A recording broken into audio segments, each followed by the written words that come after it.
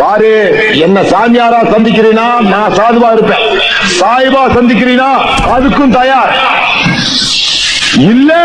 விரோதினா நினைச்சினா அப்புறம் என்ன விட அயோக்கியனா மாறிட்டானா வேற எவனையும் நீ சந்திக்க முடியாது. ஜாக்கிரதை. புனித போராளி நேயர்கள் அனைவருக்கும் வாழ்க வளமுடன்.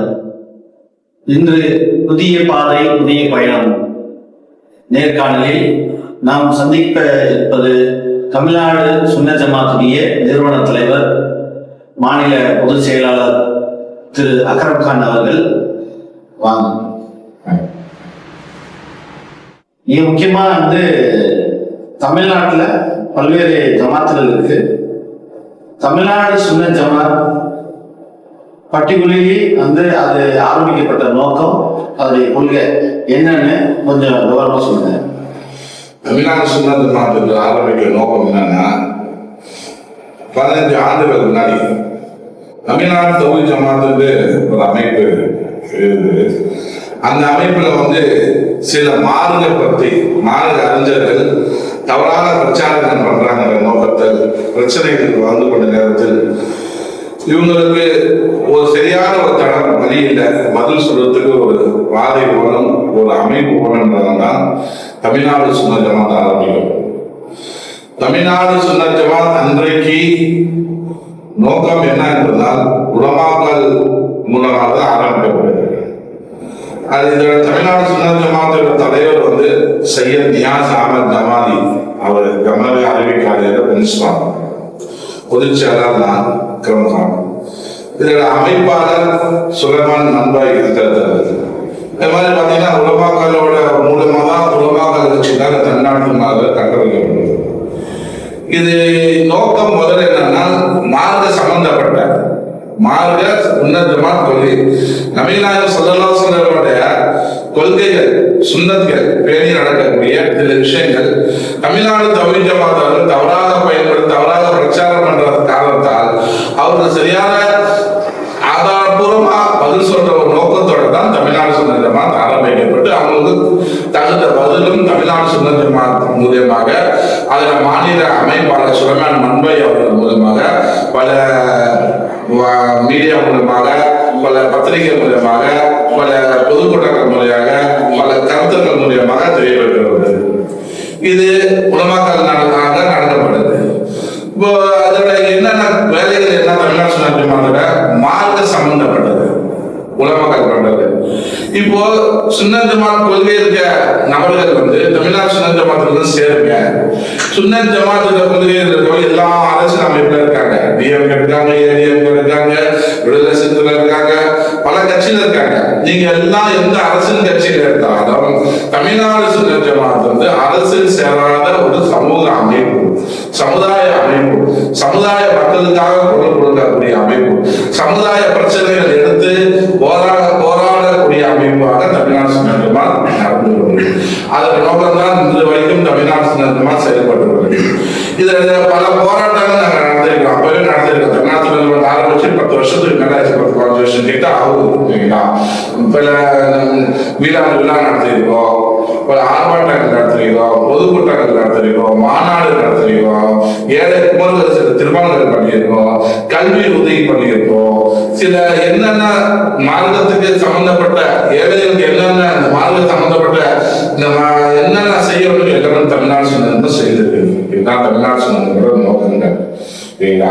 இப்போ இதை சொல்லக்கூடிய ஒரே விஷயம் என்னன்னா, தமிழ்நாட்டில் ஒரு சுன்னத் ஜமாத்தோட அமைப்பு கட்டமைக்கப்படும். அந்த சுன்னத் ஜமாத் அமைப்பு சரியா வேண்டும்.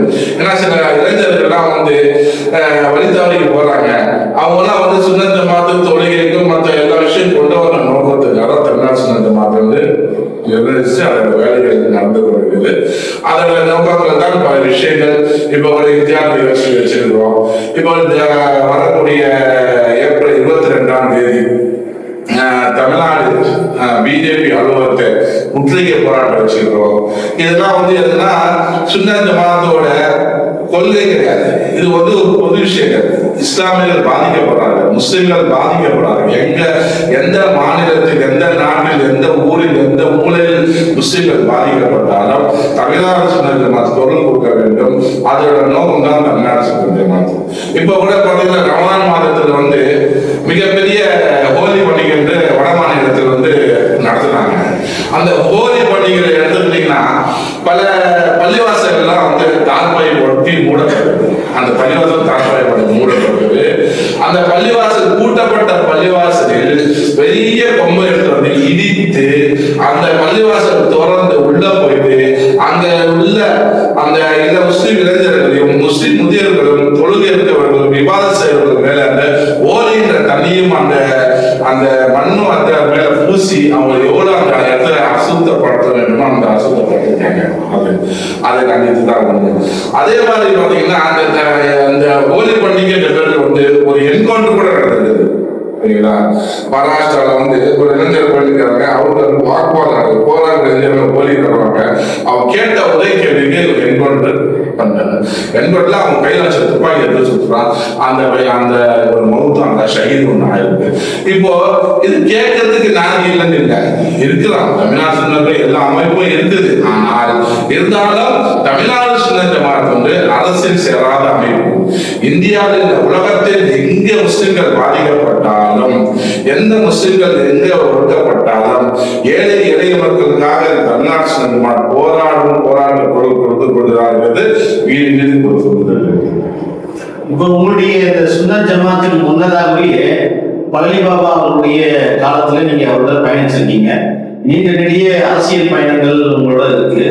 இந்த நீண்ட நெடிய அரசியல் பயணங்கள்ல எந்த தமிழ்நாட்டை பொறுத்த வரைக்கும் எந்த அரசு முஸ்லிம்களுக்காக குரல் கொடுத்திருக்கு, முஸ்லிம்களுக்காக அரணா நின்றுருக்கு அப்படின்னு சொன்னா திமுகவா அதிமுகவா உங்க பார்வையில? இப்போ வந்து தமிழ்நாட்டில் பொறுத்த வரைக்கும் அதிமுகன்றது வந்து ஒரு அரசியல் கட்சி தான், திமுக ஒரு அரசியல் கட்சி தான். ஆனால் இந்த காலகட்டத்தை எடுத்துக்கொண்டாலும் திமுக தான், போன காலகட்டத்தை எடுத்து திமுக தான். நடுவில் அதிமுக அந்த அம்மையார் ஜெயலலிதா அம்மையார் முஸ்லிம்கள் பண்ணாங்க, பண்ணலாம் சொல்ல முடியாது, பண்ணாங்க. நம்மளும் வந்து பார்த்துருப்போம். யார் பண்ணாலும் நம்ம உலகத்துக்கு தான் சொல்லலாம். இந்த அம்மா ஜெயலலிதா அம்மாவும் பண்ணாங்க முஸ்லிம்களுக்காக. எந்த நேரத்தில் எந்த காலகட்டத்தில் நான் ஒரு தப்பு பண்ணிருக்கேன், இனிமேல் அந்த தப்பு பண்ண மாட்டேன், பிஜேபி ஒற்று உறவில் நான் வைத்துக் கொள்ள மாட்டேன் என்று மீளாவுக்காக மிக பிரமாண்டமான ஒரு சத்தியமா அந்த அம்மா பண்ணாங்க. இஸ்லாமியர்களாக அந்த அம்மா பண்ணாங்க. அது ஒரு வரவேற்கத்தக்கது. அதுக்கப்புறம் அந்த அம்மா வந்து பிஜேபி கூட்டணி வைக்கல. இப்ப கலைஞர் வந்து எப்படின்னா ஒரு இஸ்லாமிய எல்லாரும் திமுக தான் வந்து முஸ்லீமுக்கு ஒரு பாதுகாப்பான கட்சி, முஸ்லீம்களுக்கு ஒரு கட்சியாக அன்னைக்கு வந்து செயல்படுது. ஏன்னா சொன்னாலும் சொல்லக்கூடாதுனாலும் ஒரு விஷயத்த சிந்திச்சுக்கணும். இந்த சிறையில் இருக்க மக்களுக்காக இந்த திமுக கவர்மெண்ட் வந்து அப்படின்னா எத்தனையோ அரசியல் கட்சிகளாக இருக்காங்க. இந்த திமுக கவர்மெண்ட் பிரிவுக்கு அப்புறம் தான் இந்த வெயில் எல்லாம் வந்து கிடைச்சது. ஏன்னா இந்த ஆளுநர்களோட வந்து கொண்டு போய் அரசாங்கம் வந்து இவங்கெல்லாம் விடுதலை பண்ணணும் சொல்லி அவங்க அந்த கோப்பை வைக்கிறதா அவங்க கையெழுத்து பராமரிக்கிறாங்க. சுப்ரீம் கோர்ட்ல கொண்டு போய் அவங்க வழங்கப்படுறாங்க. சுப்ரீம் கோர்ட் கேட்க கேள்விக்கு அவங்க ஒரே பதில் சொல்றாங்க, நாங்க வந்து ஆளுநர் வச்சிருக்கோம், பதில் இது பண்ணி வச்சிருக்கோம், ஆளுநர் கையெழுத்து போடல, அதனாலதான் நாங்க விடுதலை பண்ணாங்கன்னா இப்ப சுப்ரீம் கோர்ட் அப்படின்னா நிபந்தனை என்பது வச்சிருக்காங்க. அப்ப இந்த கவர்மெண்ட் நடந்தது. ஆனா சில பேர் கவர்மெண்ட் இதே திமுக தான் கைது பண்ணிச்சு, இதே திமுக தான் வந்து இருபது தொடர்பு அடக்கம் சொல்லி சொல்லுவாங்க. அது நடந்ததுதான். ஏன்னா அன்னைக்கு 1998-97 நினைக்க சரியாக இல்லை. அப்ப கோவை காப்படத்துல வந்து அப்ப மிகப்பெரிய ஒரு செல்வராஜன் வந்து காவலனால மிகப்பெரிய ஒரு கலவரம் நடக்குது. அந்த கலவரத்துல வந்து நிறைய பேர் வந்து ஷஹீதாகிறாங்க. அதுக்கப்புறம் தான் மிகப்பெரிய ஒரு குண்டுவெடிப்பு நடக்குது. குண்டுவெடிப்பு நிறைய இஸ்லாமியர்கள் பாதிக்கப்பட்டாலும் அது திமுக ஆட்சியில தான். திமுக ஆட்சியில தான் கைது பண்ணாங்க. ஆயிஷா ஆலிஃபான்ற நோக்கத்தில் வந்து எத்தனை பெண்மணிகள் போறோம், அந்த பெண்மணிகள்லாம் முருகாலாம் வந்து செக் பண்ணிக்கலாம், ஆயிஷாவா இல்லை ஆலிஃபாவா, அதே திமுக கவர்மெண்ட். அதே திமுக கவர்மெண்ட் வந்து முஸ்லீம்களை சப்போர்ட்டும் பண்ணிக்குது. சரிங்களா? அதான் இன்னைக்கு காலகட்டத்தை எடுத்துட்டாங்க. நமக்கு வந்து ஜஸ்ட் எதுன்னு நீங்க பாத்தீங்கன்னா திமுக இன்னைக்கு திமுக தான். ஏன்னா இன்னைக்கு பொறுத்தவரை ஸ்டாலின் வந்த அப்புறம் வந்து இஸ்லாமியர்கள் வந்து சில நல்ல காரியங்களை பண்ணியிருக்காரு. இஸ்லாமிய ஒப்புக்கொடுப்பு சட்டம் கூட வந்தது. அது வந்து தமிழ்நாடு அரசாங்கம் வந்து அந்த ஒப்பு சட்டத்துக்கு வந்து மிகப்பெரிய ஒரு தீர்மானத்தை போட்டு அமைச்சிருக்காங்க. இதுதான் வந்து திமுக கவர்மெண்ட் தான் பண்ணிச்சு, தவிர வேற எந்த கவர்மெண்ட் தான் பண்ணாங்க. ஏன்னா இதே வந்து எடப்பாடி முதலமைச்சர் கட்டம்ல என்ஆர்சிக்காக போய் ஓட்டு போட்டு வந்தாங்க. பண்றாங்க. முஸ்லிம்களுக்கு வந்து அந்நியராக ஆக்கணும், முஸ்லிம்கள் நாட்டை கடத்தணும்ன்ற ஒரு சட்டத்தை கொண்டு வந்தாங்க. என்ஆர்சி என்பிஆர் சட்டத்தை கொண்டு வந்தாங்க. அப்போ இந்த அதிமுக கவர்மெண்ட் இருந்தா யாரு ஓபிஎஸ் பையன் வச்சுதான் அங்க வந்து ஓட்டு போட்டாங்க. ஓட்டு போட்டு அந்த மசோதா பாஸ் பண்ணாங்க. ஆனா இன்னைக்கு வகுப்பு சட்டத்துக்கு திமுக அனைத்தும் திமுக விடுதலை திமுக அனைவரும் இன்னைக்கு குரல் கொடுத்திருக்காங்க. அது வரவேற்கத்தக்கு தான், நன்றி சொல்றேன். இன்னைக்கு காலகட்டத்தில் இன்னைக்கு திமுக தான் இஸ்லாமிய ஒரு வழிகாட்ட இஸ்லாமியர்கள் பாதுகாப்பா இந்த தமிழ்நாட்டில் இருக்கு. 1997 ஜனவரி 28 பழனி பாபா வந்து வெற்றி படுகொலை செய்தார். அவர் பிறகு 1997 நவம்பர் 30 அன்னைக்கு பெரிய கலவரம் வந்து கோயம்புத்தூர்ல நடத்தப்பட்டது. இது அந்த நேரத்துல ஷஹீது பழனி பாபா வந்து உயிரோட இல்லை. ஷஹீது பழனி பாபாவோட உங்களுடைய அரசியல் பயணங்கள் குறித்து கொஞ்சம் தெரியும். பழனி பாபா வந்து அவர் சொல்லக்கூடிய ஒரே வார்த்தை என்ன சொல்றேன்னா, அவர் மாதிரி நல்ல தலைவர் கிடையாது. அவர் வந்து எந்த ஒரு கூட்டத்தை எடுத்தாலும் என் மரணம் ஷஹீதுன்ற அந்தஸ்து தான் நான் அமைக்கணும். 20 நாள் எதிரியால் வெட்டப்பட்டு துண்டால் வெட்டப்பட்டு நான் ஷஹீதுன்ற சாதனை. ஆனா பள்ளிபாபா மாதிரி ஒரு தேசபையை ஆகணும் இல்லை. ஆனா அதே மாதிரி பள்ளிபாபா மாதிரி இந்த மாதிரி எந்த தலைவர் வந்ததில்லை. அந்த தலைவர் எல்லாரும் காக்கவும் முடியாது, அந்த தலைவர் பார்க்கவும் முடியாது. ஏன்னா ஒரு கூட்டத்தோடு அந்த பள்ளிபாபா பேசுகிறது இன்னைக்கும் இளைஞர்கள் வந்து பள்ளிபாபா பேச்சு ரொம்ப ரசிச்சுக்கிறது இருக்காங்க. வாழ்ந்தாலும் ஒரு நாள் வீரனா வாழ, நான் போதையா வாழாத, வீரனா வாழ்ந்து வீரனா மரணிச்சுது. இறைவனோட தான் எல்லாமே இருக்குது. இறைவனை மட்டும் அணிஞ்சினால, இறைவனை மட்டும் பயந்தனால வேற யாருக்கும் பயப்படாதுன்னு சொல்லி கொடுத்து ஒவ்வொரு டிக்ளேர் பல கூட்டங்களை பேசி பல விஷயங்கள் வந்து இதே பள்ளி பாபா பொறுத்த வரைக்கும் வந்து இஸ்லாமியர்களுக்கு இல்லை, தலித் சமூக மக்களுக்காகவும் பாட்டாளி மக்கள் கட்சியில இப்போ பார்த்தீங்கன்னா பள்ளி பாபா வந்து நாங்கள் இருக்கிறது வந்து ராமதாஸ் பாட்டாளி மக்கள் வச்சு உதாரணம் அந்த கட்சி நானும் இருந்தேன். 96 கலைஞர் சேர்வாங்க. அப்போ பாட்டாளி மக்கள் கட்சிக்கு வந்து பள்ளி பாபா உழைச்ச உழைப்பு யாரும் உழைச்சிருக்க பாட்டாளி மக்கள் கிட்ட கூட்டங்கள் சேராது. அதே தெளிவானத்தை ராமதாஸ் பேசுறதுக்கு முன்னாடி ஓப்பன் மேடையில சொல்லியிருக்காரு, பள்ளி பாபா பேசுறதுக்கு முன்னாடி நான் பேசுறதுக்கு போயிருந்தேன்.